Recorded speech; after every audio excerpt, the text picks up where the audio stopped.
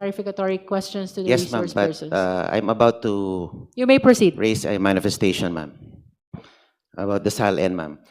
First of all, let me state on record that the SALNs discussed were not attached in the original complaints. Hindi po sila kasama sa original complaints. And using the SALNs as a starting point without necessary predicate evidence supports the position that the investigation of the House of Representatives Committee on Justice is a fishing expedition. And if I may add, Madam Chair,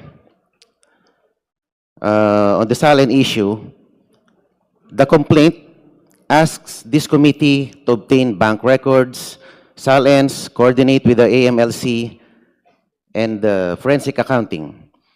If so, it is an acknowledgement that the complaint is still seeking the very facts it needs to conclusively prove its SALN theory.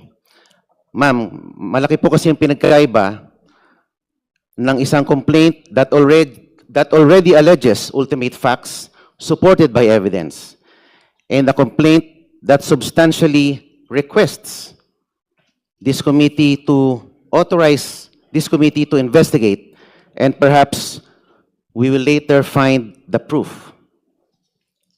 Regarding the Ombudsman, the independence of the Ombudsman may be put to question before this body.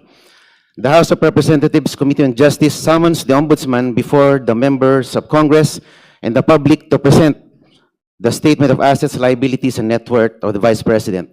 While the Ombudsman has an ongoing investigation before its office, the Ombudsman is mandated to have the primary duty to conduct investigations over the misconduct of public officers. Madam Chair, point of order. There's a point of order, Honorable Marcoleta. Just would like to Honorable clarify. Bishop Abante. I would like to clarify, to ask Congressman Marcoleta. Sinabi niya kanina, hindi kasama yung SALN sa original complaint. Yes, he mentioned that. Oh, I'd like to clarify. Paano niya nasabi yun? Kasama eh. Ito, babasahin ko. Vice President Sara Duterte committed culpable violation of the Constitution and betrayed the public trust in amassing unexplained wealth and failing to disclose all her properties and interests in properties in her SALN. Nagalagay po sa complaint eh. Anong sinasabi niya na hindi kasama sa original complaint? I'd like to find out from him. Honorable Ang hirap Marcoleta. noon, Chair, salita siya ng salita dito. Kinakailangan maging sure tayo na hindi nabanggit. And if I may add, for the guidance of the honorable members and in response to the manifestation of the Honorable Marcoleta, I will be reading the specific paragraph where matters concerning SALN was mentioned in the complaint.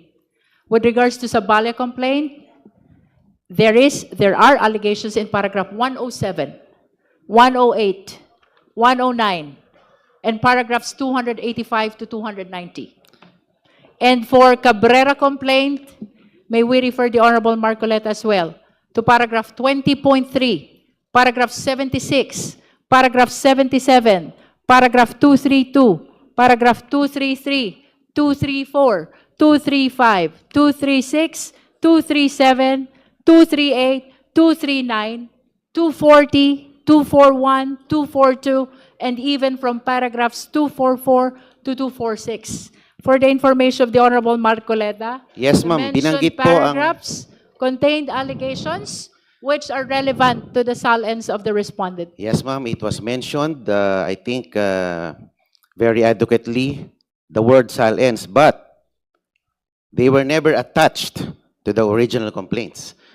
Parang this complaint is just merely requesting the committee to produce evidence. Ibig sabihin, wala pang ebidensya, nakikiusap sa committee na ito para mag-produce ng ebidensya na wala, hindi nakakabit sa original complaints. Yun lang po ang sinasabi ko, ma'am. In other words, you admit that there were a lot of times that Salens were mentioned in the impeachment complaint. However, They were never not attached. attached in the Opo. impeachment Wala pa complaint. pong ebidensyang nakalakip doon po sa complaint.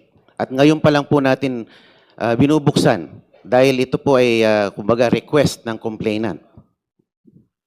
Please understand as well that the compulsory process that was granted to the Justice Committee is for the purpose of testing the sufficiency of the allegations in the complaint, whether the same constitute probable cause, which is Yeah. the mandate of this proceeding.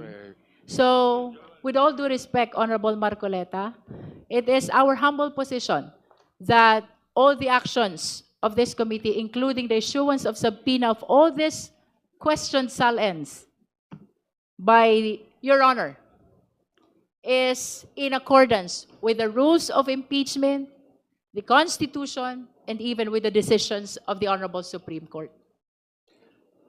Ma'am, the court will be the better judge of that.